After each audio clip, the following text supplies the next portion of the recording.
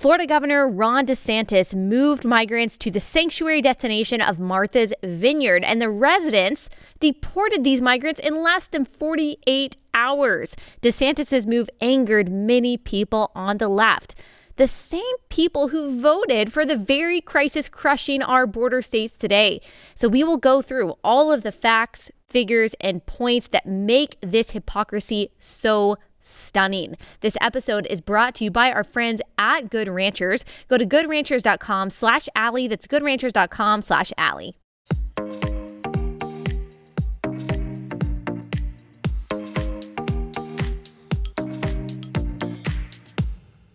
Hey y'all, welcome to Relatable. Happy Monday. Hope everyone had a wonderful weekend. Man, I was all around last week. September is a very busy month for me in a lot of different ways. I got to go to Atlanta for the Family Research Council's Stand, Vote, Pray Summit. That was awesome. I spoke after Dr. Albert Mohler, which of course was an honor. And then I went to Spokane, Washington. Never been to the state of Washington before, and I got to speak for an organization there, and a wonderful, brilliant organization filled with so many godly people. Something that I told them that I found to be true in my travels is that the Christians and conservatives that I meet in places that are most hostile to our faith and to our views as conservatives, as Christians, are some of the kindest and boldest people and some of the clearest thinkers. And I found that when I was in Spokane. And then I was in, where was I? I was in Houston on Saturday speaking there. And so it was great. It was, I don't love traveling itself. Like I don't love the process of traveling, but I love what I get to do. I love being on stage and speaking about the things that I believe matter. And meeting all of you, meeting some of the people that have been listening to my podcast and who have been supporting me, and most of all, praying for me for many years. I meet you who give me so much encouragement and also tell me that you and your family pray for me on a regular basis. And you guys have no idea how much that means to me. And what I love is that wherever I go, the people I talk to always say, I feel like we know each other. I feel like we're friends, which is really special. Like there are a lot of amazing podcasts out there, so many amazing shows out there. And I feel especially blessed, though, that we feel like a family in a podcast that we don't even really talk about personal stuff all that much. It's not like I'm dishing all of the parts of my life or that I'm telling you all of my hidden secrets. And yet, in talking about the news and talking about theology and talking about the things going on in the world and trying to make sense of it, you feel like we are sitting down and having a cup of coffee and talking like friends. And that's exactly what I've always wanted for this show. That's why it's called Relatable. And I'm just so thankful that there are so many of you out there who feel that too. And so thanks for being community and thanks for being a family. A lot of you ask me, how do I know where you're speaking so I don't miss you? And I don't have my speaking schedule up anywhere. There are several reasons for that. One of them is just safety. I kind of leave it up to the organization to advertise to their community to make sure that the right people are coming. But one of these days, we are going to do a speaking tour. One of these days, we are going to hit the road and we will advertise all of the dates and all of the locations, and we will make sure that everyone who wants to meet me and come hear me speak is able to do that. Now is not the time for that, but one day that will happen, and so hopefully you'll get the opportunity to do that. Anyway, just wanted to start the show with that bit of gratitude before we talk about what I find to be just a fascinating, partly hilarious, partly really sad, but all around extremely notable news story. And that, of course, is the governor of Florida, Ron DeSantis, busing 48 illegal migrants to Martha's Vineyard. Now, if you don't know, Martha's Vineyard is an extremely wealthy and liberal island in the state of Massachusetts. I've never been there before. I have met some of you who live outside of Martha's Vineyard. You have visited Martha's Vineyard before. But I personally don't have any experience. All I know is that the Obamas have this huge mansion and huge property there. Lots of rich elites like to go there. Not saying that everyone there is liberal or everyone there is bad person by any means, but it simply has the reputation for being extremely exclusive and extremely upper class. They don't typically have to deal with the problems of the policies that they tend to vote for until now. According to PBS, under the Trump administration, the area declared itself a sanctuary destination. Now, what does that mean? It means that they would welcome undocumented, so-called immigrants and shield them from being detained by ICE and deported by the government. And of course, it wasn't just Martha's Vineyard who declared this while Trump was president. There were many states and jurisdictions who made the same declaration: California, Colorado, Connecticut, Illinois, the whole state of Massachusetts, New Jersey, New Mexico, New York, Oregon, Vermont, Washington State, and Washington, D.C. I think there were others as well. There were also universities, including Harvard, which is in Boston, which is in Massachusetts. So really, Massachusetts is just like this whole sanctuary place. They declare themselves refuges for people here illegally. You know who did not declare themselves sanctuaries for illegal migrants? Texas, Arizona, and Florida. Texas and Arizona are border states, and they have had to bear the brunt of mostly unfettered illegal migration for years. So before we get into the rest of really what happened at Martha's Vineyard, how this has gone down, what the reaction has been, what the point and principles we should take away from this are, I want to set this up. I want to give us some context for why this was a politically smart move and why why and how it has forced us to stare in the face of the serious problem that is illegal immigration, and how it has, maybe more than any other political move, at least in recent political history, highlighted the gross hypocrisy of the social justice left.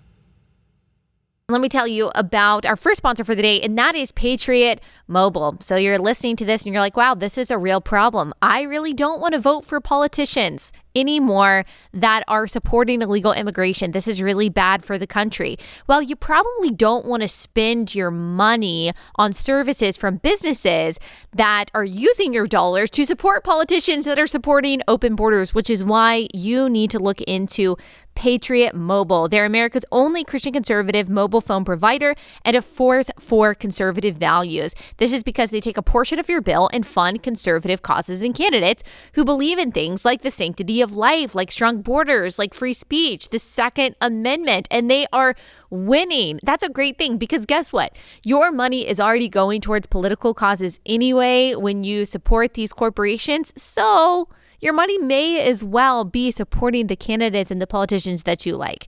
Patriot Mobile also has affordable plans for you, your family, even your business. They offer the same nationwide coverage as the major carriers because they use multiple major networks. Plus, you're supporting conservative values. So go to patriotmobile.com/Allie for free activation with the offer code Allie. That's patriotmobile.com/Allie, patriotmobile.com/Allie.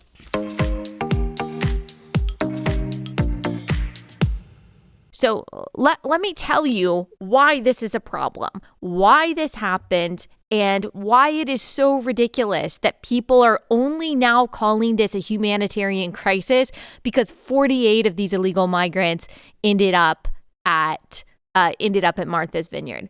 So Florida, while not a border state, deals with illegal immigration, not in the same way that Texas and Arizona do. But just last year, an illegal immigrant in Florida from Honduras who had posed as a teen in order to get in, thanks to Biden's policies that allow illegal minors to remain in the United States, murdered a father of 4 in Jacksonville. When he came in, he said he was 17. He was actually 24 years old. He murdered this father of 4 there. The Biden administration refuses to do anything about this crisis. They refuse to supply Border Patrol with the people and the resources that they need. They ended Trump's Remain in Mexico policy, which required migrants to stay in Mexico while waiting for their asylum claims to be approved. And one thing I want to say about asylum claims, we tend to see from the left every illegal immigrant being called a refugee, being called an asylum seeker. An asylum seeker and a refugee aren't exactly the same things, but an illegal immigrant and an asylum seeker or refugee also aren't the same things. There are specific definitions that we've talked about on this podcast of what an asylum seeker is and what a refugee is. Someone that is simply fleeing their country to get a better life or to find better economic opportunities, while that's understandable, maybe we can't blame someone for wanting to leave their country and come to the United States because there are better job opportunities there. That doesn't make them a refugee. If that's the case, then everyone from virtually any country that wants to leave and come to the United States is a refugee or asylum seeker. Not everyone who wants to come here, who happens to just come from a poorer country, is an asylum seeker or a refugee. So that's an emotional rhetoric tactic. So just make sure you're recognizing that for what it is. When it comes to this crisis, Democrats are dangling citizenship and benefits in front of these illegal immigrants, and the Biden administration is moving them deeper into the United States. We saw this last year. This was reported, I saw initially by the New York Post, that plane loads of underage migrants are being flown secretly into suburban New York in an effort by President Biden's administration to quietly resettle them across the region. This was reported in October of 2021. The charter flights originate in Texas and have been underway since at least August of 2021. Apparently, these illegal migrants were being taken from the border, flown in the middle of the night, not just to New York, but also to places in Maryland, places in Florida, cities across the country. This was a major concern for Republicans at the time and for conservative media who tried to hold the administration's feet to the fire, and they basically didn't have any answer for it. The White House insisted that the flights only carry children and teens, and the U.S. Department of Health and Human Services said it is our legal responsibility to safely care for unaccompanied children until they can be swiftly unified with a parent or a vetted sponsor. But that's not exactly what happened. The administration brought 1,500 young men aged 15 to 17, illegal migrants, from the border into Dallas, dropped them off at a convention center. We still don't know what happened to all of them. They said, oh, we're going to look for some family members that they supposedly have somewhere in the United States. We'll take them there. Is there any guarantee? Is there any accountability, any kind of transparency here? We have no idea what kind of program was going on there. Was there any coordination between state and local officials in the Biden administration flying these illegal migrants to Maryland, to New York, to different parts of Texas, to different parts of Florida, all over the country? Like, was there any consent by the citizens who live there? Who, by the way, the Biden administration is supposed to be serving? All of this incentivizes families to make a dangerous trek across the border. It encourages and it exacerbates drug and human trafficking, which is rampant at the border. The most recent figures from the U.S. Customs and Border Protection is that during July and August, 37,805 unaccompanied minors were caught entering from the U.S. or to the U.S. from Mexico, sometimes after being abandoned by professional smugglers known as coyotes. And we've seen video after video on Twitter, for the people who are paying attention anyway, of children. We're talking toddlers and babies alone, abandoned in the desert after the smugglers did their job of getting them over the border, sometimes literally just like throwing them over the fence. And sometimes these kids are dead. Sometimes they're alive. We've also seen footage of children drugged into unconsciousness with a bunch of adult men hiding in the desert, falsely claiming to be their parents, which, by the way, that is one reason why the Trump administration separated minors from adults temporarily at the border. Now, I wasn't on board with taking kids from their real parents. Of course, I'm still not, but many of these kids are being trafficked. They're not with their real parents, so there had to be some kind of process of separation to verify that. According to the Washington Examiner, local authorities are pulling about 30 bodies out of the water every month, including babies and children who drowned trying to cross the Rio Grande. In fiscal year 2021, there were nearly 2 million migrant apprehensions, 2 million along the U.S.-Mexico border. And that number only accounts for the people encountered by border agents. More than 400,000 more migrants eluded apprehension, and they're counted among what is called gotaways. Also in 2021, 147,000 unaccompanied migrant children entered into the U.S. 122,000 were taken into U.S. custody, the previous record being 69,000. This is putting a huge, unbearable burden on the border towns of Arizona and Texas, many of which are already poor as it is. And now they're dealing with increased crime, with homelessness, with depleted resources. This was reported by Fox News today. A business owner near the U.S. southern border in Eagle Pass, Texas, said she was forced to sell her family honky-tonk after the venue was broken into on 5 separate occasions since February. I work alongside my father for 19 years, said Selena Buentello Price, the former second-generation owner of the Wagon Wheel, a local barbecue joint.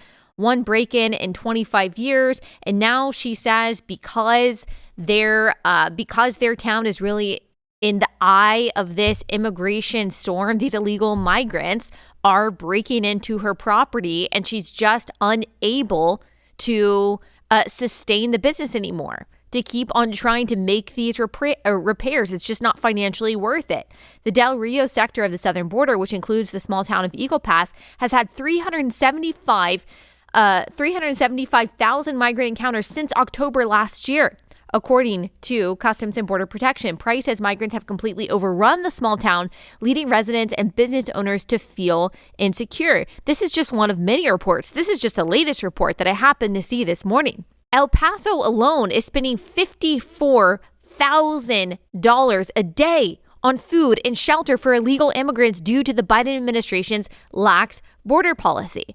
Currently, migrants who cross into the U.S. illegally and then claim asylum are released from custody after being processed by Border Patrol and ICE, and then they never show up for their court date.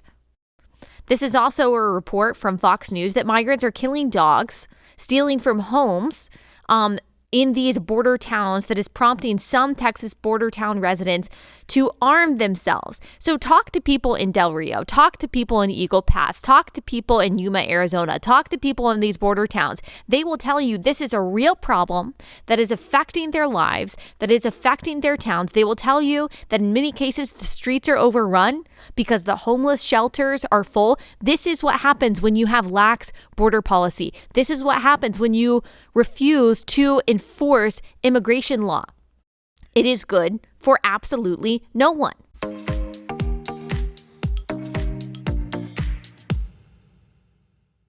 Okay, let me pause and tell you about Annie's Kit Clubs. If you are looking for a way to entertain your kids and to make sure that they are doing things productive and constructive in their downtime, you need to check out Annie's Kit Clubs. It's such a great alternative to screen time, watching TV, playing on the iPad, because it makes sure that your kids are really engaged, that they're using their brain on Saturdays, at night when they're not doing their homework. This is just a great way for them to spend their time. It's a subscription craft service, and every month they send 2 craft kits to your home. They've got woodworking projects, they've got STEM activities. If your kids love science and technology, they've got different kinds of craft kits for girls. Awesome stuff. It includes all the supplies and instructions that your kids need to make a hands-on project. It's designed for kids ages 7 to 12. So if you've got kids in that range, it's really perfect for them. Go to annieskitclubs.com/Allie. Get your first month 75% off.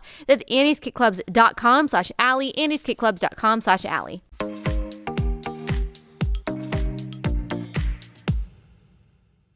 All right, so more on this. A recent Texas safety report outlines more than 573,000 criminal offenses committed by illegal aliens over the course of their entire Texas criminal careers. The number of crimes committed by these aliens in Texas and other states is probably much higher than these already unacceptable numbers. There are 1,245 Texans who would likely still be alive today because they were killed by illegal immigrants if we simply secured our border. That's not to say that citizens don't commit crimes. That's not to say that illegal immigrants are all committing crimes in addition to the crime of going over the border illegally. We're simply saying, okay, if citizens are committing crimes, like, we can deal with that. We've got a process to deal with citizens that are committing crimes. The process for dealing with non-citizens who are committing crimes is to not have them here in the first place. Like, not all crimes are absolutely preventable through policy, but crimes committed by illegal immigrants are preventable through policy. So the murders committed by illegal aliens are a problem of policy. They are results of decisions. A report from the Texas Department of Public Safety says that 235,000 illegal aliens were booked into local Texas jails between June 1st, 2011 and June 30th, 2021. Over 1,200 homicides, almost 67,000 assaults, 17,500 burglaries, almost 73,000 drug charges, 980 kidnappings, over 33,000 thefts, over 4,100 robberies, over 7,000 sexual assaults, over 8,000 sexual offenses, over 49,000 obstructing police charges, over 8,000 weapons charges. This is a problem. These are all preventable crimes. And it is getting worse thanks to the policies of the Biden administration. This is according to Pew Research, that migrant encounters more than doubled in all 9 Southwest border sectors in 2021. More than doubled. Migrant encounters at U.S.-Mexico border reached their highest level on record in 2021. They were at their lowest when Donald Trump was president, or their lowest, in like 40 years when Donald Trump was president. That is the result of policy. Fentanyl drug seizure is up, higher than it's been in the past. That is not just affecting the United States, it's killing American citizens every day in this country. As I already mentioned, in February 2021, the Biden administration ended the Remain in Mexico policy, bringing even more illegal immigrants here. So needless to say, long story short, illegal immigration is a huge problem. It's a problem for the sovereignty of our country. You do not have a legitimate country if you do not have legitimate enforced borders. If you don't have a legitimate country, then you don't have legitimate citizenship. If you don't have legitimate citizenship, then you don't have legitimate rights and privileges that accompany that citizenship. The government of each country should be loyal first and foremost to its own citizens, even to the exclusion of foreigners. That it should not be a controversial statement at all. Other countries understand this, especially non-Western countries. And we also, in the West, understand this about other countries. Like, no one is angry about the fact that Zimbabwe has extremely strict immigration laws, that they don't just allow people to illegally immigrate there. But for some reason, if America enforces our borders and immigration laws, if we put our citizens first, then we are bigoted and racist. Look, it is good and righteous leadership for the leaders of a country to put the well-being, the safety, the security, and the interests of their people first, even to the exclusion of the interests and well-being of people from other countries.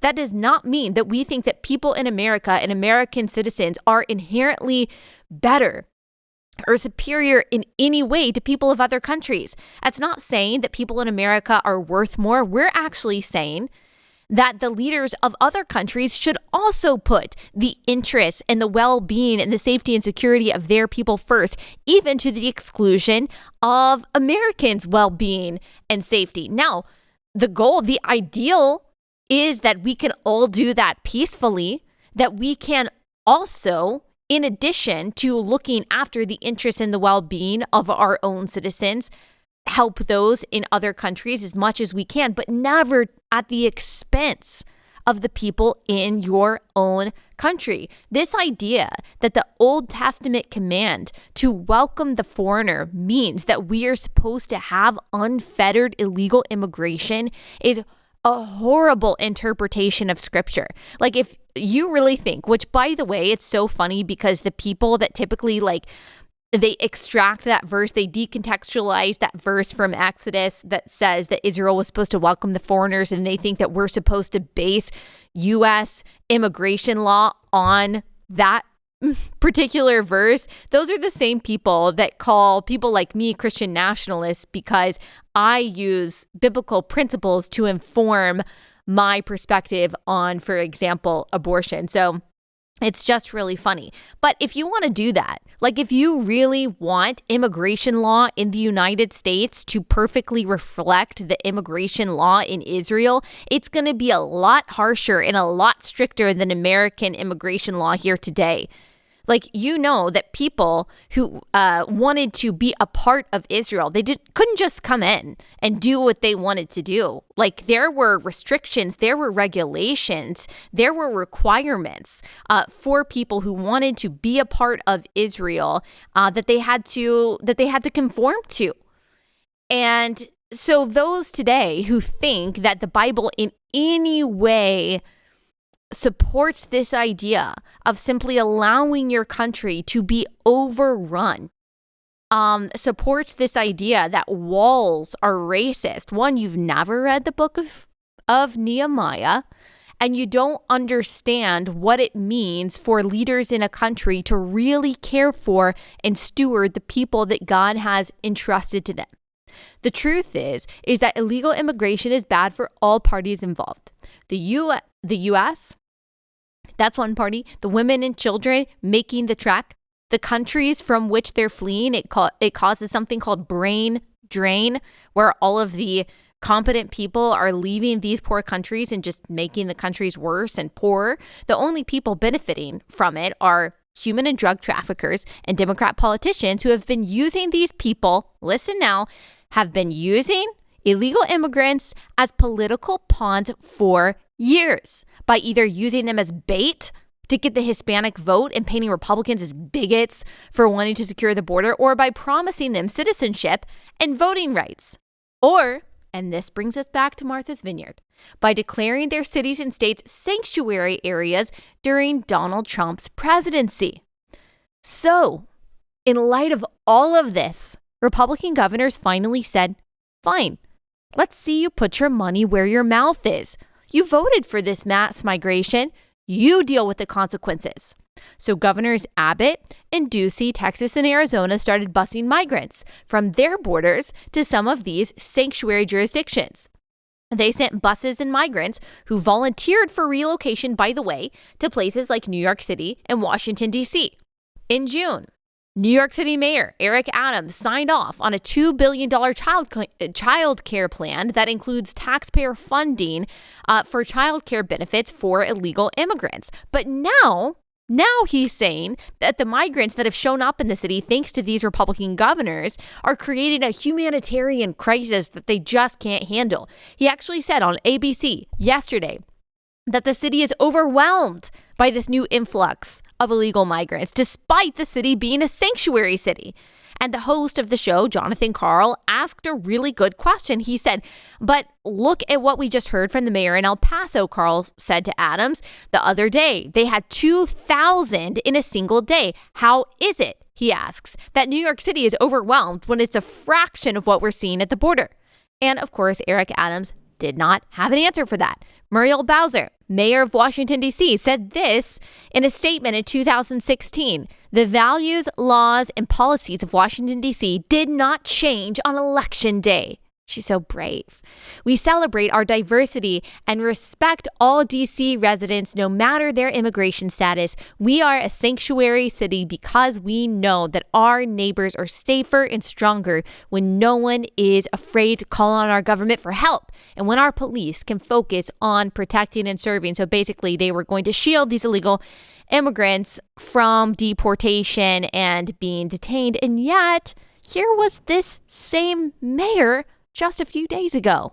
We're not a border town. We don't have an infrastructure to handle this type of a level of immigration to our city. But we'll create a new normal here in our infrastructure and have a humane welcome for people and an efficient, service provision. But we don't have the ability. We're not Texas. That's hilarious. We're not a border town. We're not a border state. Then why'd you call yourself a sanctuary destination a few years ago? Oh, right.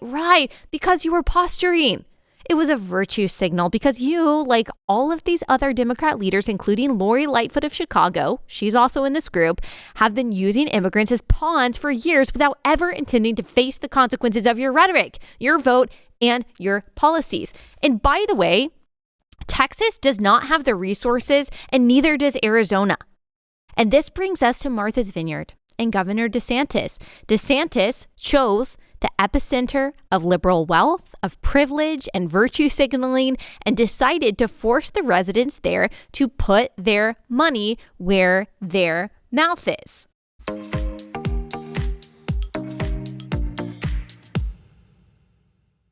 All right, let me tell you about Good Ranchers. If you don't have Good Ranchers yet, man, you are missing out, not just on really good meat, high quality meat, sustainably sourced, ethically raised, but you're missing out on a way to make your life so much easier. I rely on Good Ranchers meat almost every night to make dinner. And what I love about it is that I just don't have to think about it. It's one less thing that I have to decide on and consider, because all I have to do is open my freezer and I see all different kinds of meat and I just have to pick one thought and it's good to go. Shows up on your front porch every month. If you subscribe, they've got better than organic chicken, pre-marinated, non-pre-marinated. They've got all different cuts of steak. They've also got awesome seafood. And it all comes from American farms and ranchers. Plus, the people that own Good Ranchers, I know them. They're great people. So you can just feel good about supporting the company and about supporting the farms and ranches that they support. Plus, if you use my link, goodranchers.com/Allie or code Allie, you get $30 off plus free shipping. That's a great deal. Goodranchers.com/Allie. That's goodranchers.com/Allie.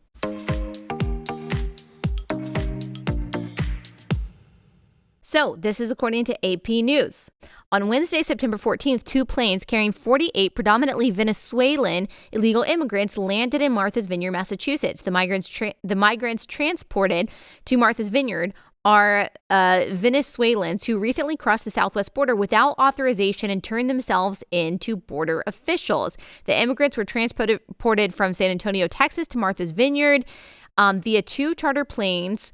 And Martha's Vineyard went into chaos mode, claiming they are in a housing crisis, cannot even house the people who live and work there. There have been a lot of Facebook posts circulating from Martha's Vineyard residents saying, like, what are we going to do? There's no room for these people. We don't have the resources for these people. And then you actually have other people posting in these groups saying, what are you talking about? We have all of these vacation homes. We have so many residencies that are vacant. Of course, people own them, but they're vacant. Why can't these migrants go there? You're talking about 48 people. 48 people. You're saying that Martha's Vineyard and all of their mansions, including Obama's mansion, that they can't fit 48 people? Also, I saw someone say this on Twitter, that if you search Airbnb for homes to rent in Martha's Vineyard, 297 homes are currently available. So why can't those owners take them off Airbnb for these migrants to live there? What's the real crisis here? The Massachusetts government then moved the illegal immigrants on Friday, September 16th, so lasted 2 days, to a military base in Cape Cod that apparently can better accommodate them. And, some people are mad because they say that these migrants were lured onto the planes with false promises of jobs and lawyer appointments. But all of this is unverified. There is a rumor that a woman named Perla apparently went to go manipulate these people on the streets of San Antonio. I don't know that any of that is actually confirmed. Some have pointed out that San Antonio is hot and Venezuela is a temperate climate, so migrants might have been eager to get out of the heat. MSNBC was there. They were reporting on what's going on, and here is what the reporter there had to say. Now, I can tell you they are not angry at Ron DeSantis. They're actually thanking him for having brought them to Martha's Vineyard, where they were very well received. So, of course, Martha's Vineyard is a great place. Anyone saying that they're being trafficked there or this is so inhumane, have you ever even seen a picture of Martha's Vineyard? I mean, like I said, this is one of the richest places, if not the richest place in the United States. Of course, they're happy to be there. And look, I'm glad that they received a warm welcome. The residents there in Martha's Vineyard, they helped them. They brought them into a church. They brought them into a shelter. They gave them food. And that's great. I'm glad that they did that. These people were made in the image of God. They're human beings. They should have been given those resources. But by the way, like churches in border towns in places like Arizona and Texas have also been caring for these illegal migrants for a very long time. So before we give the people of Martha's Vineyard angel wings for taking care of 48 migrants for less than 48 hours, maybe we should start patting on the back the people in the border towns who have been taking care of tens of thousands of these illegal migrants for years, even though most of them are voting to secure the border and did not declare themselves sanctuary cities. Florida allocated $12 million this year to transport migrants out of the state. So this is all part of the budget. People are saying, oh my gosh, I can't believe he used taxpayer dollars to do this. Well, this is the budget that Congress came up with, or that the state legislature came up with. And so it's to be expected.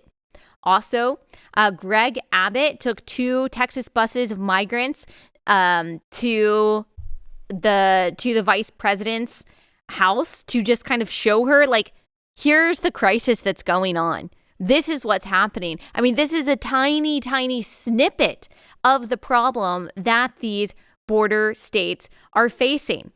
So the reaction to this is just hilarious to me. I mean, it's not hilarious that some of these children are caught up in this, but I am 100% in support of this kind of move. And the liberals, I knew there would be liberal women on Instagram, so-called Christian social justice warriors, saying things like, oh, this is awful, they're being treated like pawns, this is so terrible, who have not been paying attention at all, whose outrage and compassion and attention are completely dictated by what goes viral and the trendy infographics that one of their friends sent them on Instagram, who don't know anything about the problem at all, who don't know anything about what's going on, who only cared when it was trendy to talk about how the Trump administration is separating families at the border, and who had nothing to say about Biden flying and busing these migrants to different parts of the country without the consent of the citizenry, without the knowledge of the people that live there, without coordination between local and state officials and the federal government, who have nothing to say about the conditions in the border towns, and who have no compassion, by the way, for the people who live in this country. I saw AOC trying to go after Ted Cruz and say, you need to support the Venezuelans. This is nuestra familia latina. This is our Latinx family. Why do you feel more fidelity to illegal immigrants than you do your fellow citizens? I'm not saying that you shouldn't have any compassion for them. I'm not saying certainly that we should mistreat them or we should deprive them when they are here of, necessary sustenance. But why is your fidelity to them and not to the country and the Constitution that you apparently pledged an oath to? We keep hearing diversity is our strength. Diversity is our strength. Why doesn't Martha's Vineyard feel that way? Why don't they feel that way? I mean, they're a sanctuary jurisdiction. They're a sanctuary state in Massachusetts. Why the change of heart? Why the change of tune for Washington, D.C., for Chicago, for New York City? I mean, certainly if any area is sorely lacking diversity, it's Martha's Vineyard, which is almost 95% white. They didn't want the diversity. They deported them after 48 hours. The people who are saying, oh, there's no resources, Martha's Vineyard shuts down, not in the summer. That is ridiculous. That is absolutely not true. There might not be as many touristy things going on, but by the way, it's only 2 hours outside of Boston. I mean, it's absolutely ridiculous, the reaction that people are having, and it is so hypocritical. But hey, I have to pat on the back Martha's Vineyard because if we decided to adopt those immigration policies, those deportation policies, if the whole country decided that, okay, you got 48 hours illegal immigrants, and then we're going to deport you out of our area, our illegal immigration crisis would be over tomorrow. I thought that this was a brilliant move. I know that there's some backlash, but it really showed what liberals think. Actually, especially in those northern states, about immigration and about immigrants. They want to be able to virtue signal. They want to be able to think that they're great people by voting to be a sanctuary state, and they don't want to deal with the consequences. It's like Thomas Sowell said, that liberals are always judged by the intention or the supposed intention of their policies, but never the consequences. There was a tweet by MSNBC, and they were quoting someone else in this article. And it said that Florida Governor DeSantis sending asylum seekers to Martha's Vineyard is like, quote, me taking my trash out and just driving to different areas where I live and just throwing my trash there. A founding member of a foundation which helps refugees said, and they deleted it because that's a really weird thing to say. That's a really weird comparison to make. So this is the issue. This is the problem. And most people aren't willing to face it. There are Republicans that are complicit, that are Democrats that are to blame, but I really do not want to hear your whining and your preening and your pretending like you care about this crisis if you are just now opening your eyes to it because 48 people were sent to Martha's Vineyard. This is a big deal. I also don't want these people to be treated like political pawns. I also don't want them to be objectified. I don't want that for them. That's exactly why I want the border to be secure. That's why I want us to enforce our immigration policy. It's better for everyone. It's better for the United States. It's better for the countries they're fleeing from. It's better for the people and for the kids who aren't getting trafficked and smuggled and abandoned in the desert. It's better for American citizens at the border if we actually enforce our border. So maybe this will cause a lot of people up north who were not dealing with the ramifications of this to wake up and to realize what an issue this is. And for that reason, I absolutely applaud what Governors DeSantis and Abbott and Ducey are doing. Maybe this will change something. Maybe it will.